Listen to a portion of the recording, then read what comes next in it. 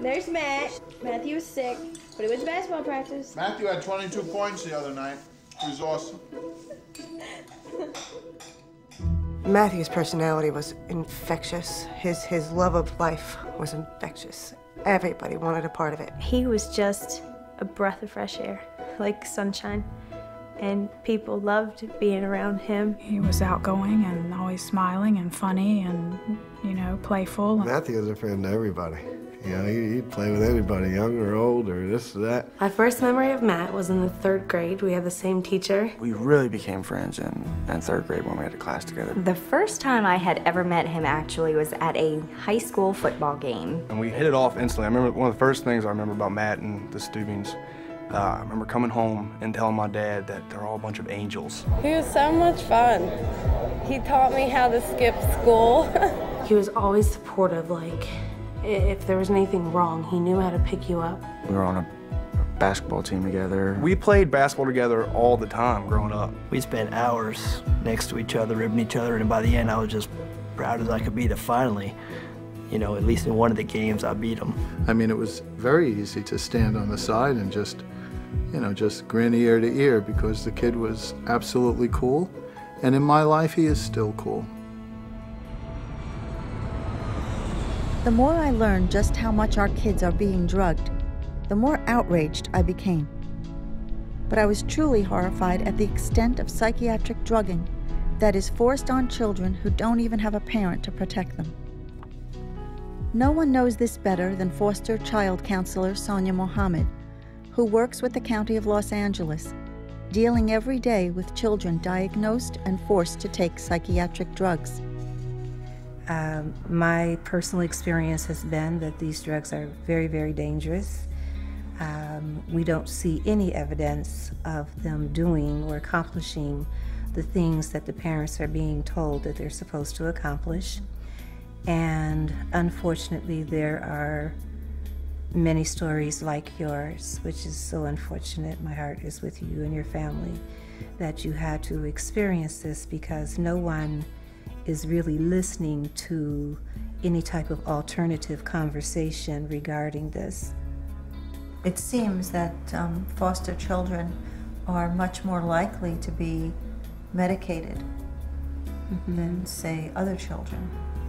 Why is that? Several reasons. The main reason being is we don't have time to deal with you. That's my take on it. So what we'll do is shut you up and we'll shut you down. That's basically it. Most of the kids that are placed by the Department of Children and Family Services, they're there because they were removed from their homes because of abuse, whether it be emotional abuse, physical abuse, sexual abuse, a combination thereof. It doesn't seem to occur to the system that this kid is scared. This kid, if they're a victim already of abuse or of some form, that they already are traumatized. And so many of the kids are immediately, in some cases, referred to the local psychologist and diagnosed with something. And then as a consequence, then the drugs are recommended. What I have mentioned to some people before is that I have been in homes where I saw the kids' files piled up in a worker's arms, the files taken to the local psychiatrist. The psychiatrist write a diagnosis, write prescriptions, and they've never even seen the child. Based on what they've read in a file? Based on absolutely nothing, because there was nothing but the manager's or whomever case worker's word that this kid is acting out. So we don't even really sometimes have anything in writing other than they're not cooperating with the program, they're crying too much at night, they refuse to go to school in the morning, and that sort of thing. Just verbal information, not even any notes that the psychiatrist can actually follow. What type of diagnosis are they giving? Are they calling them ADHD? Well, always ADHD. Everybody is ADHD. That's the beginning one. And then bipolar, and then manic depressive. For foster kids, it's disastrous because many of them, they're bouncing from home to home, school to school, and they're not learning.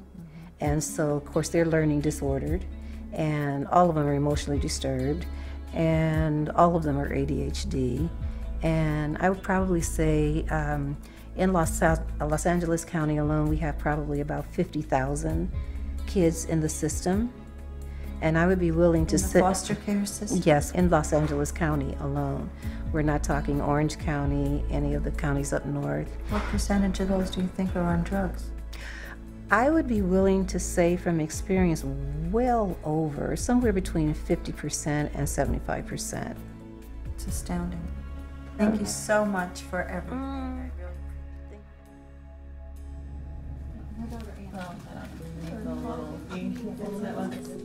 Our children came from loving homes, and we've still experienced these problems, but as far as foster care children go, you know, they've all had issues and reasons that they've been taken from their homes, and I understand that they are automatically put on drugs. Certainly they have to go through psychiatric evaluations, so you know, you have experience with that. Right, yeah. Actually, I remember seeing a study that children in foster care are 3 times more likely to be on a psychiatric medication than other children who were on Medicaid. The foster parents don't know. They don't know. When you go into the foster classes, they're told that medication is the answer. When your child is having these issues, get them in.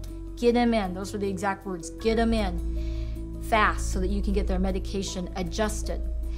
And then the issues continue, or the child just kind of goes numb. Or the children die, like or the children die. in Florida. When I got my little boy, he was on 8 50-milligram pills a day of Seroquel, the antipsychotic, which for a child under 50 pounds is really incredible. That was on top of his ADHD medication.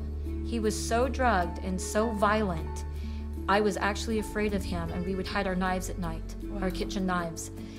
When we'd go to bed as a family, because we were afraid that he would get up in the night and harm someone.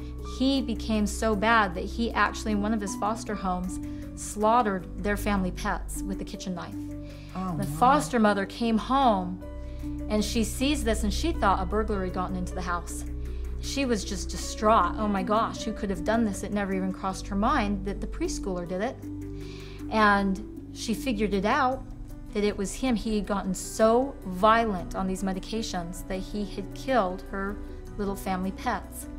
It was decided that he should go to the state hospital, and I left there and I decided that I would try him. They said I had 2 weeks to turn him around, and then the state hospital was still there if I couldn't do anything.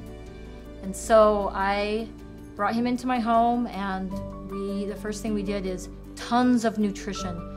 Food in its most natural form, tons of raw food, tons of whole grains.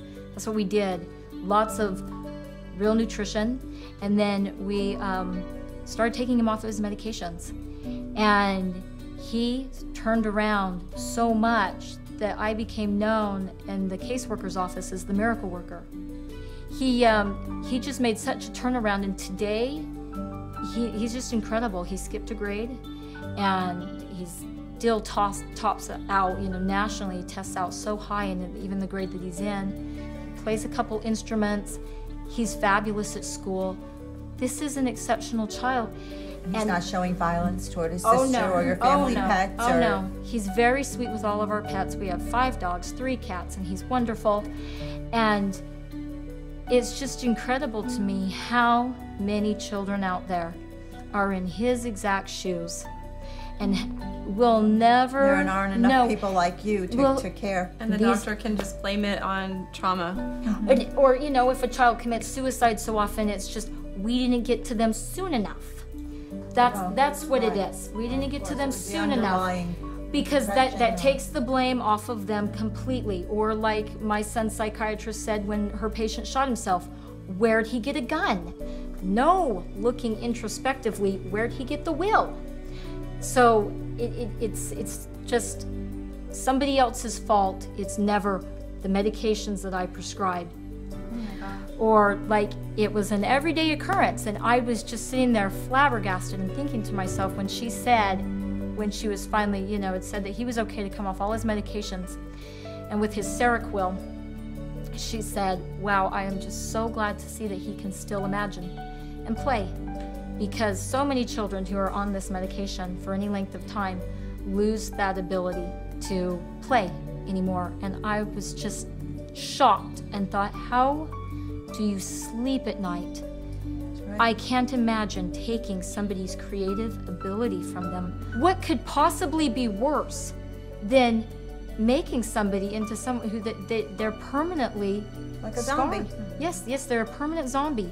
What could be worse than that? Tell me a disease that you would rather have than that. The situation with foster care is truly horrible. As I soon found out, not only are thousands of children drugged every year, but sometimes the results are fatal. I flew to Florida to meet with Michael Friedland, an attorney who represents foster kids damaged by psychiatric drugs, including 16-year-old Emilio Villamar. Good morning, Celeste. Very nice to meet you. I'm glad you're able to make it. Michael. Thank you. Thank you for having me here. My pleasure. How common is the use of psychiatric drugs in the foster care system? The drugging of children in foster care, I understand, is a way too common occurrence because it's a simple fix.